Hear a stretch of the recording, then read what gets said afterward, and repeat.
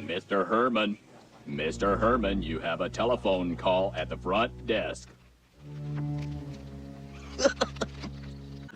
What's going on, everyone? My name's Henry from Ahead of the Curve 94. Thank you so much for tuning in to a very special episode of Old Habits Die Hard. On today's show, we're here to talk about the 40th anniversary of Pee-wee's Big Adventure, and we're here to talk about the 35th anniversary of Edward Scissorhands. With that being said, people, let's begin the Tim Burton Extravaganza. Cue the intro.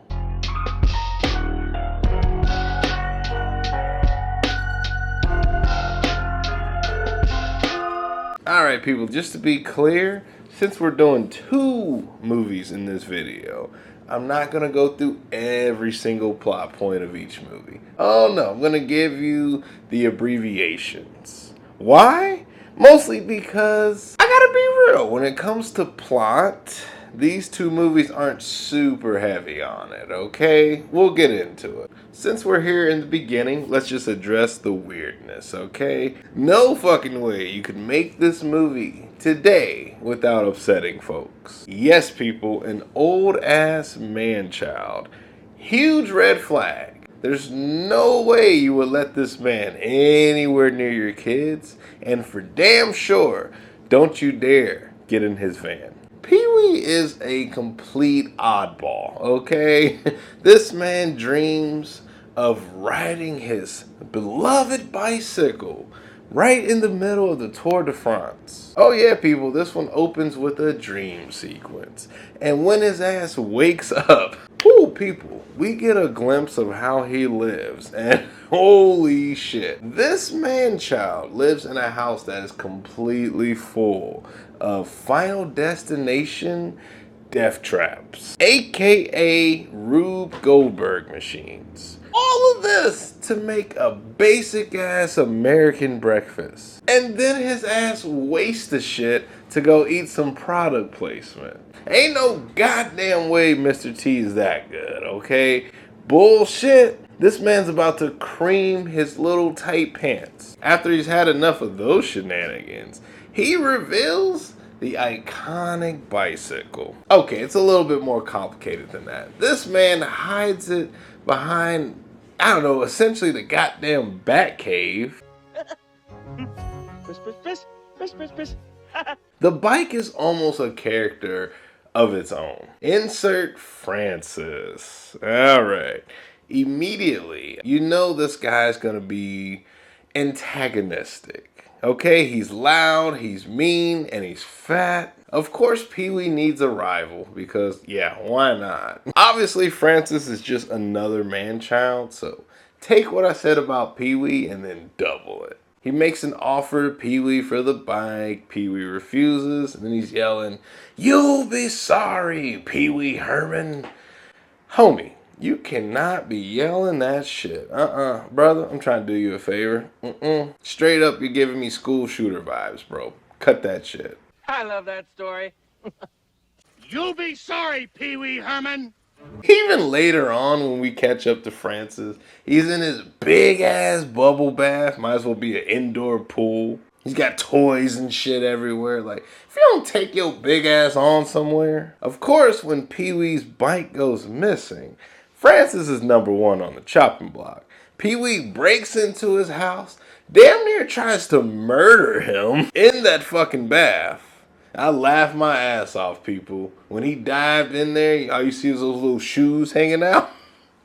Little tap dance shoes. Come on, man. Oh, I should mention, though, there is a possible love interest for Pee-wee, okay? There's a character in this movie named Dottie. Every time we see her, she is trying to get that ass. And with Pee-wee's condition, he doesn't see any of that, pretty much. He's just like, ASAP, no. All I care about is my bike.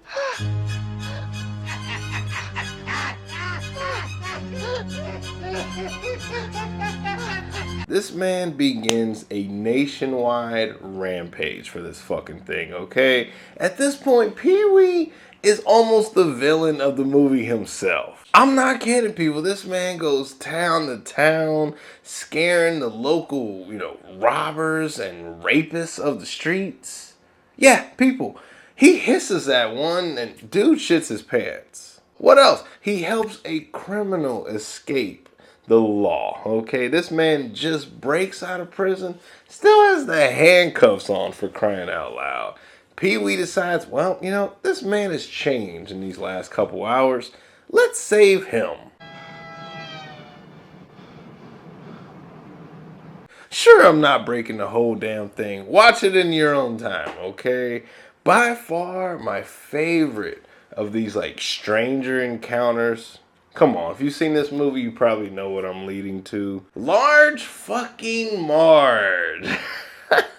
Even to this day, still love this fucking scene, man. That lady, this big old bitch is intense. I saw the worst accident I ever seen. And when they finally pulled the driver's body, it looked like this. I gotta say, even though there's a lot of cringe in this movie, it's never really boring. The sets look great. The cinematography is always on point. The whimsical score. This young kid, Tim Burton, this man right here on screen, this kid is going places, y'all. Just be on the lookout, okay? Insert the second scariest fucking thing in this movie. The clowns. Did I take LSD or fucking shrooms today? What is happening? This is so fucking trippy right now. Do not watch while intoxicated. Or actually, you know what? Only watch while intoxicated. The finale is simple. Pee-wee finds the bike, but it's on, a back lot or a movie set. So this man literally just goes from set to set, just filled with classic cinema homages, by the way. A lot of references in there. Blink and you'll miss them. But this right here, this path of destruction that he's causing, like I said, people, this movie is always moving forward. If you don't like a certain segment, don't worry, we won't be here too long. By the end, he escapes, and I guess the fucking studio that he wrecked, he caused so much destruction that they were impressed. They offer him the chance to sell the rights to his story, okay? They want to make a movie about this motherfucker. Yes, people, it gets meta. They make a movie based on this movie. Except that it comes complete with, way more attractive actor replacements. Of course, they find a role for old Pee-wee and, his awkward ass staring into the camera, not doing his lines.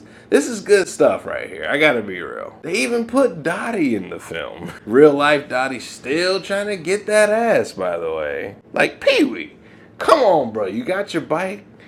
You feeling go get that shit, man? What you doing? You tripping. At the premiere of the movie, all the side characters come back for little cameos.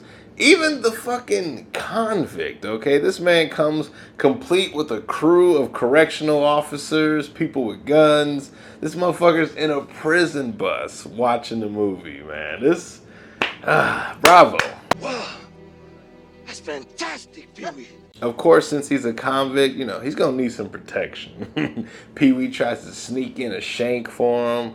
Man, who could complain about this? And since I said all the side characters show up, that would include Francis. But not for long. His ass gets ejected ASAP. Don't even worry about it. And as the movie versions of Pee-wee and Dottie are making out on screen, the real versions are just riding away on their bikes. And then it ends. All in all, this is Tim Burton's first movie, if I'm not mistaken. A hell of a debut, okay? Growing up, this was one of my favorite movies. So it kind of surprises me when I say this, okay? Despite the fact that I had fun with this in the review, the movie doesn't hold up as much. Even though I'm gonna give this movie a positive rating, it's not as good as I remember it, okay? Back in the day, I would have put this on like a top 10, top 20 list, okay?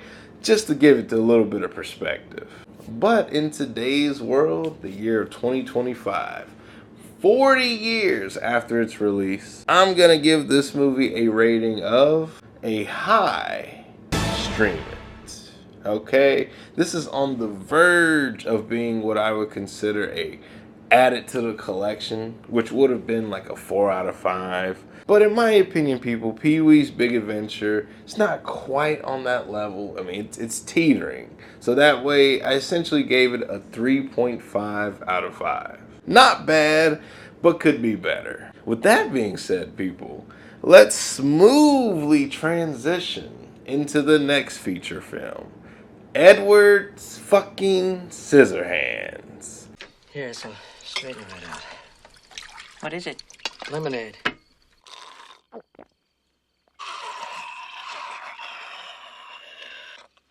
Good, isn't it? That was really smooth. Edward Scissorhands. Okay. Just like Pee-wee's Big Adventure, growing up, this is one of those movies I would have put also on my top 10 or top 20 list. Will it remain that way by the end of this review? We'll see. This happened to be the first of many Tim Burton and Johnny Depp collaborations. Yikes in most cases, but I want to give a shout out, okay? Early on, we see that Edward was invented by the one and only Vincent Price, R.I.P. King. This ended up being his final role, and it's very, off-putting. It was like when I watched John Wick Chapter 4, spoilers ahead, Lance Reddick, his character Sharon, gets shot in the fucking chest. This released not too long after he had died in real life, so seeing this was, the story of Edward Scissorhands, okay? Very simple, just like in Pee-wee's Big Adventure. Edward Scissorhands, it gets a little more complicated than that, but the basic broad strokes are this. We cut to this beautiful, idyllic town where everything's bright and technicolor, everything just pops. Meanwhile, on the creepy-ass fucking hill that overlooks the entire town, lies this creepy-ass castle / factory. And people, let me just get it out of the way now. Way later on in the movie, we find out that just as Edward was about to give his hands, the much needed upgrade he's been waiting for, just as that's about to happen, Vincent Price, he kills over. So for years, possibly decades, Edward's just left alone up there, and what he does, we don't know. And that's where we meet Peg. This one right here, she is the local door-to-door salesman, aka the Avon lady. Let me tell you right now, this woman is dedicated to her job, okay? No matter how many doors get slammed in her face, she goes right to the next one, just as cheerful. Gee, gosh golly. Yeah, no, this one, she really knows how to roll with the punches. This is also a way for us to meet a lot of the characters, the neighbors specifically, and oh, let me just say it now. These motherfuckers here, mostly the women, but in general, these motherfuckers have nothing going on in their lives. They are bored as shit. Anytime anything new happens, everyone's calling up each other like, get a life, please. Anyway, Peg goes to the creepy ass castle, I guess out of desperation. Lady, what are you gonna sell up here? I mean, do you have fucking dominatrix suits or, leather chaps? I mean, I think you might be barking up the wrong tree a little bit here. But hey, once you get past the creepy ass gate, it's kind of beautiful in there. The garden's beautiful and well maintained. Like, no matter what it looks like on the the outside, once you step in though, there's some beauty to be had. Homegirl just straight up commits breaking and entering. Don't know why. The fact that you drove up there is enough, but you're just gonna walk in? White people. Luckily for her, Edward is just a goddamn puppy dog. One that could tear you to shreds without hesitation. Don't get it twisted. But he's very, what I would call, socially inept, but he tries to do good. And I gotta say, Johnny Depp plays him really well.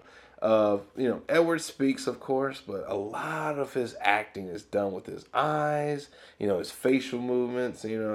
It's bravo. Like I said, it's very much akin to a silent movie star. Peg brings Edward down into the town, and like I said, goddamn neighbors start assembling like the goddamn Avengers. Now get this, people. Peg doesn't even ask her family. She doesn't let them know shit about this, okay? She lives with her husband, played by Alan Arkin. Goddamn comedic genius, but I gotta be real, they don't really use him a lot in this movie. On Christmas Day in the morning. Also, she has a young son whose name don't fucking matter. The real important one of this family is the daughter, Kim, played by a barely legal Winona Ryder. Gotta be real, Tim Burton and Johnny Depp, they really do like him young, don't they? I'm gonna refer to Sleepy Hollow, which I have here on set.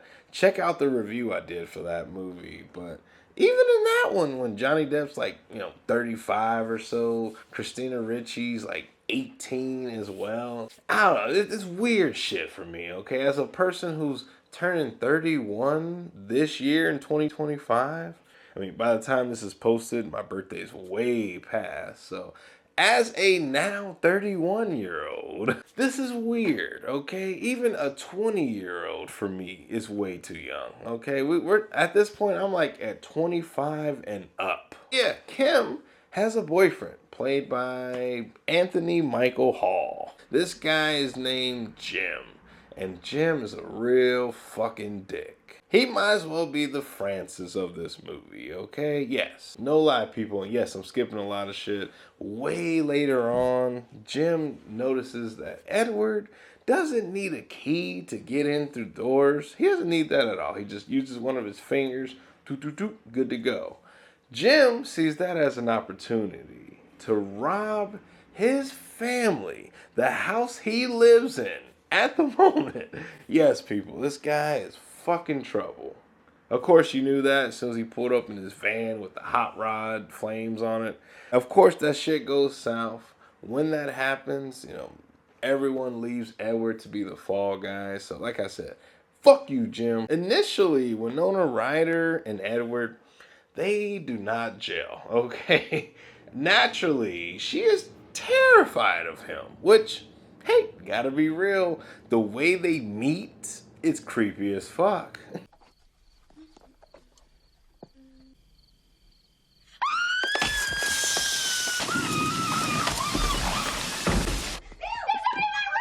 You know what, people? Let's just address something right now.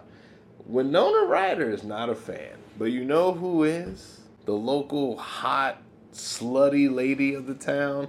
Did not catch her name, but people, she is all over Edward's ass, okay? So much so that I had to check the movie's rating. Like, is this PG? I say this because at one point, yep, we're going here, she makes some sexual advances on Edward, and it is very clear that Edward says no many times, and yet she mounts his ass, pops the top open, like, ooh. Suddenly he's carving people's bushes and shit, making unique creatures and patterns. Makes a goddamn T-Rex out of one of them. I have a question though. Even though this is Tim Burton land or whatever the fuck. Oops. How the fuck are these bushes growing so tall? I mean, like, bitch, this was at my window an hour ago. Now it's taller than my house. Ain't no way is all I'm saying. But putting that aside, Edward clearly has a talent and a passion for something. He then moves on to humans. I know how that sounds. He's not just cutting niggas up like it's a Saw movie. No, he moves on to cutting hair. In my opinion, I know this is a long time ago, fashion has changed. Each haircut is worse than the last. Even when Winona Ryder starts to come around, at one point he's carving an ice sculpture. She steps out and it just looks like it's snowing everywhere. It's good shit, okay? I gotta be real. This is burned within my memory. One of the most iconic things that I'll always remember, the music swelling, goddamn Danny Elfman just going crazy. There's a lot to be had here. It's a real beautiful moment between the two. And then, of course, Jim has to come in and ruin shit. I don't know what kind of death wish this kid has, but by the end, the shit gets fulfilled. This dude is a complete psycho. At one point, he's driving crazy down the street, almost runs over Kim's little brother, which, by the way, kid, fucking pay attention. Somehow, Edward's the villain now, though, okay? At least according to the town. So Edward says, fuck it, no more Mr. Nice Knife Guy. Oh no. Me personally, I'm wondering how the fuck has Jim evaded the law and death for as long as he already has? I just don't understand it, people. Luckily, there are points in the movie periodically where we sort of flash back to Edward and his father in happier times. It was good to see those two in more scenes together. Even the house / factory isn't in shambles. It's unfortunate that we didn't get more scenes with these two, but I gotta be real, people. At this point, I'm kind of realizing I don't love this movie like I thought I would. Same with Pee-wee's Big Adventure. Yet, it's hard for me to deny the fact that this movie is a little bit like a roller coaster. It goes up and down.